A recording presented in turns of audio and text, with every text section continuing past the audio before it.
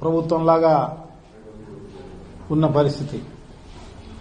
So ఈ చెవట ప్రభుత్వానికి కప్పిపుచ్చుకునేదానికి social media పైన వేధింపులు, వైఎస్ఆర్ కాంగ్రెస్ పార్టీ పైన వేధింపులు, అన్ని రకాలుగా చేస్తున్న పరిస్థితి అంతా కూడా మనందరికి కూడా బాగా తెలుసు. ఈ ప్రభుత్వం ఈ 6-7 నెలల్లో అన్ని డిపార్ట్మెంట్లలోనూ కూడా ఎక్కడా కూడా ఒక ఇంచు పని చేయడంలే. రెవెన్యూ డిపార్ట్మెంట్ పనులు చేయడంలే, మైనింగ్ డిపార్ట్మెంట్ పనులు చేయడంలే. ఏ పని అంటే ఈ ప్రభుత్వం అనేది ఉందా ఒట్టి సోషల్ మీడియా పైన లేకుంటే వైఎస్ఆర్ కాంగ్రెస్ పార్టీ కార్యకర్తలను వేధించే కార్యక్రమంలో తప్ప ఇంకా వేరేది లేదా తెలియదు. కానీ మొత్తం పైన చాలా దారుణం. ఈ రకంగా పరిపాలన ఉంటుందని ఎవరు కూడా ఎక్స్పెక్ట్ చేసి ఉండరు.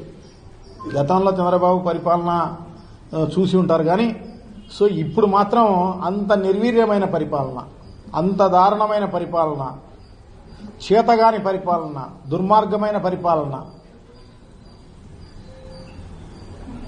అంత దారుణమైన పరిపాలన ఇప్పుడు సాగుతున్న పరిస్థితి తెలుస్తుంది. సో ఎంత దారుణం అంటే ఇప్పుడు బూడిద పంచాయతీ కూడా ముఖ్యమంత్రుల స్థాయిలో సీఎంఓలో చేసే పరిస్థితి వచ్చింది. యమలమడుగులో doctor MV Ramana Reddy thermal power స్టేషన్కు సంబంధించి దాంట్లో ఫ్లై యాష్ అనేది వస్తుంది.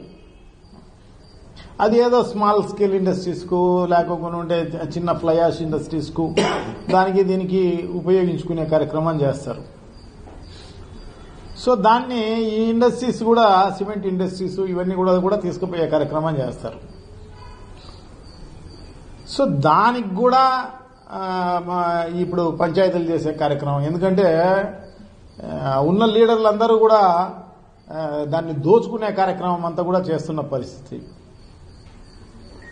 సో ఒక ఆయన తాడిపత్రి అయినా, ఒక ఆయన జమలమడుగు అయినా, సో వీళ్ళు పంచాయతీ ఈరోజు సీఎం ఆఫీసులో చేస్తున్నారు.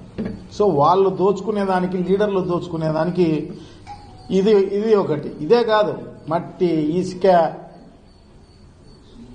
ఎమ్మెల్యేలు, ఎంపీలు, తెలుగుదేశం పార్టీకి సంబంధించిన వాళ్ళు ఎప్పుడు చూడలే, కనివిని ఎరగని విధంగా